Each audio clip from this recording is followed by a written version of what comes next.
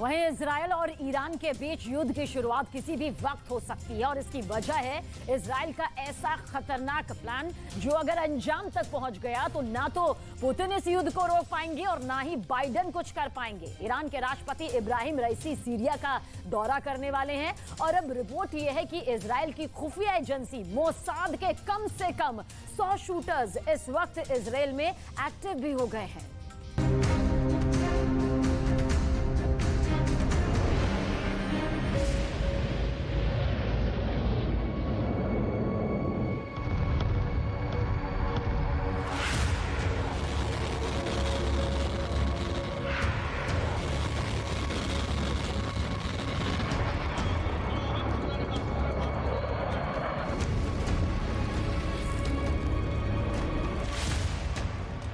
सौ किलोमीटर दूर मौत। क्या तेहरान से दमिश्क के बीच होगा धमाका? ईरान के राष्ट्रपति इब्राहिम रईसी की सीरिया यात्रा पर इजरायल की खुफिया एजेंसी मोसाद की नजर। क्या होगा 3 मई 2023 की तारीख को?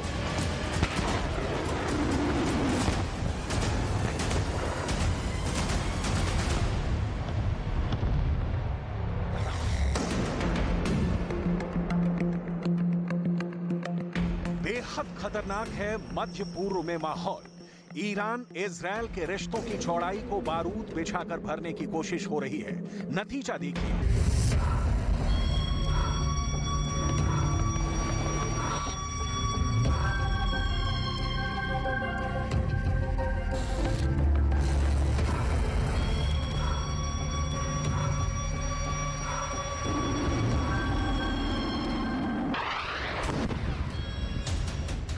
खोल रही है। बम, बारूद और गोले यूक्रेन रूस युद्ध के भड़के शोलों से भी ज्यादा दहक रहे हैं।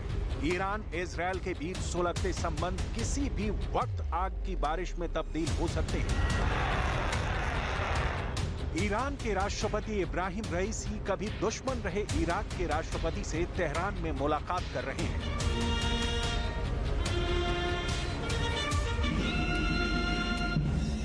सीरिया के राष्ट्रपति बशर अल असद चीन के प्रतिनिधि से मुलाकात कर रहे हैं और इस बीच खबर आ रही है कि ईरान के राष्ट्रपति सीरिया की राजधानी दमिश्क का दौरा करने वाले हैं। ये दौरा इजरायल के साथ अरब देशों के बीच छिड़े प्रॉक्सी वॉर यानी छद्म युद्ध के बीच बहुत आशंका बढ़ाने वाला है। तब और जब इब्राहिम रईसी खुलेआम इजरायल को उसकी राजधानी तेल अवीव और बड़े शहर हाइफा को एटम बम से उड़ा देने की खुली धमकी दे रहे हैं। इजरायल दाग रहा सीरिया पर रॉकेट। इब्राहिम रईसी उस वक्त दमिश्क पहुंच रहे हैं जब सीरिया पर इजरायल रॉकेट पर रॉकेट दाग रहा है। गोलान हाइट से इजरायल के बम सीरिया में अंगारे गिरा रहे हैं।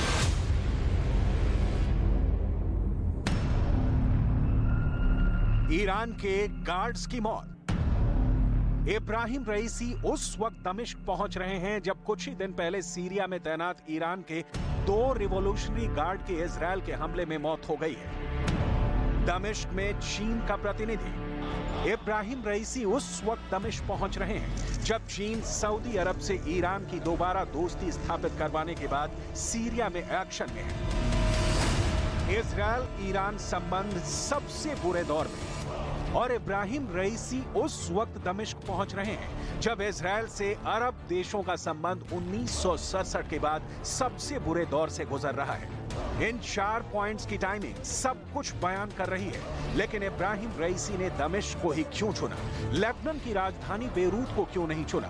दोनों देश इजरायल के जानी दुश्मन हैं और इजरायल का आरोप है कि ईरान की शह पर ही सीरिया और लेबनान ने इजरायल के सुकून शैन पर तालाबंदी कर दी है। इसकी पूरी डिटेल आगे। इब्राहिम रईसी की सीरिया यात्रा का असली मकसद क्या है उसे समझना जरूरी है और उससे पहले ये कि इस वक्त खाड़ी की ग्राउंड रिपोर्ट क्या कहती है। सीरिया, लेबनान, ईरान और इजरायल, इन 4 देशों के बीच यूक्रेन से भी बड़ी जंग छिड़ सकती है। लिहाजा सबसे पहले इन 4 देशों का एक दूसरे से कनेक्शन क्या है समझना होगा। क्योंकि तभी पिक्चर क्लियर हो पाएगी कि 50 सालों बाद आखिर खाड़ी फिर क्यों पहुंच गया है युद्ध के बिल्कुल मुहाने पर। लेकिन पहले रईसी की सीरिया यात्रा का मकसद। सीरिया की बशर अल असद सरकार को ईरान फुल सपोर्ट करता है। बशर अल असद के साथ कई दूसरे ग्रुप जुड़े हुए हैं जिसे इजरायल आतंकी ग्रुप मानता है। इजरायल के मुताबिक ईरान आतंकियों को पैसा और हथियार देता है। ईरान सीरिया को इतना अहम मानता है कि उसके रिवॉल्यूशनरी गार्ड सीरिया के कई इलाकों में तैनात हैं। सीरिया में पिछले हफ्ते इजरायल ने हमला किया तो ईरान के 2 गार्ड्स मारे गए। ईरान ने इजरायल को बदले की कार्रवाई की धमकी दी है और इस बीच सीरिया पर इजरायल लगातार रॉकेटों की बौछार कर रहा है। इस वक्त सीरिया को सपोर्ट चाहिए और वो भी खुलकर। ईरान के राष्ट्रपति इब्राहिम रईसी इजरायल के खिलाफ इसी का उदाहरण प्रस्तुत करने दमिश्क पहुंचने वाले हैं। इब्राहिम रईसी का मैसेज लाउड एंड क्लियर है। वो सीरिया के साथ खड़े हैं। इजरायल को सीरिया से खतरा है तो ईरान इजरायल के अस्तित्व को ही खत्म कर देगा एटम बम गिराकर। लेकिन सीरिया को इजरायल मारेगा तो उसे बचाने के लिए ईरान हर वक्त आएगा, चाहे इसके लिए कीमत कुछ भी चुकानी पड़े। ईरान इजरायल को बर्बाद कर देगा। इब्राहिम रईसी वोलोदिमीर ज़ेलेंस्की नहीं है जो कीव से उड़े और डायरेक्ट वाशिंगटन डीसी में दिखे। कहा गया कि रूस की खुफिया एजेंसी के टॉप एजेंट्स को इस खबर के बाद तोते उड़ गए। घनघोर युद्ध के बीच रूस की हवाई नजरों के सामने से ज़ेलेंस्की निकल गए और पुतिन को खबर तक नहीं मिली। लेकिन इब्राहिम रईसी की सीरिया यात्रा की तारीख भी फिक्स है और टाइमिंग भी फिक्स है कि दोनों दिनों की विजिट होगी। रूट भी तय है और तेहरान से विमान इराक होते हुए सीरिया की राजधानी दमिश्क में लैंड करेगा। लिहाजा मोसाद एक्टिव हो गया है। दुनिया की सबसे तेज इंटेलिजेंस एजेंसी का तमगा हासिल है मोसाद को। कहा जाता है कि अरब देशों से इजरायल अपना बचाव कर पाने में सक्षम हुआ है तो खुफिया एजेंसी मोसाद की इसमें बहुत बड़ी भूमिका है। सवाल है, क्या मोसाद ने अपने मेदसादा यूनिट को दमिश्क रवाना कर दिया है? मोसाद की मेदसादा यूनिट दुश्मनों का कत्ल और टारगेट को हर तरीके से बर्बाद करने के लिए जानी जाती है। 13 दिसंबर 1949 को मोसाद की स्थापना हुई थी, यानी इजरायल के अस्तित्व के साथ ही मोसाद एक्शन में है। मोसाद के इब्राहिम रईसी के सीरिया दौरे के दौरान एक्टिव होने का कारण इजरायल के सीरिया, लेबनान और खासकर ईरान का व्यवहार है। ये तीनों देश यरूशलेम के अल अक्सा मस्जिद की घटना को इस्लाम के खिलाफ एक्शन बताकर इजरायल पर बड़े हमले की प्लानिंग कर रहे हैं। इसमें सबका अपना अपना मकसद है। सीरिया के बशर अल असद सरकार को फायदा है कि उनकी सरकार बची रहेगी। ईरान को फायदा है कि खाड़ी में वो वर्चस्व स्थापित कर लेगा। लेबनान को फायदा है कि ईरान उसे हर तरीके से मदद करने के लिए तैयार मिलेगा। ईरान के इस जोश के 2 कारण हैं और इसके पीछे इब्राहिम रईसी के एक तीर से 2 निशाना साधने की कोशिश है। अमेरिका पर डायरेक्ट प्रहार वाया इजरायल का संहार। और इब्राहिम रईसी परमाणु बम की बोली इसलिए बोल रहे हैं क्योंकि चीन ने क्लियर कट बता दिया है कि सऊदी अरब और ईरान के बीच अगर याराना हो सकता है तो सीरिया की समस्या क्यों नहीं सुलझ सकती। शी जिनपिंग भी चाहते हैं कि मध्य पूर्व में अमेरिका की मौजूदगी का अंत हो और मध्य पूर्व में चीन का सिक्का चले। अब ये देख लीजिए कि शी जिनपिंग खाड़ी में चाइनीज साम्राज्य स्थापित करने के लिए क्या कर रहे हैं। सीरिया में बशर अल असद सरकार को सपोर्ट करने वाला चीन सबसे बड़ा देश है। संयुक्त राष्ट्र संघ में चीन कई बार सीरिया के आतंकी गुटों की रक्षा कर चुका है। सीरिया में चीन के वर्चस्व का मतलब होगा इजरायल को खतरा, मतलब अमेरिका को खतरा, जो ईरान का असली टारगेट है। 12 सालों से सीरिया गृह युद्ध की आग में जल रहा है। मध्य पूर्व का ये देश अपने पड़ोसी देश लेबनान की तरह ही अपने भाग्य पर आंसू बहा रहा है। सीरिया और लेबनान के लोग विदेशी ताकतों और विदेशी सत्ता के हस्तक्षेप की सजा भुगत रहे हैं। कहीं भी किसी भी वक्त इन देशों में धमाका हो सकता है।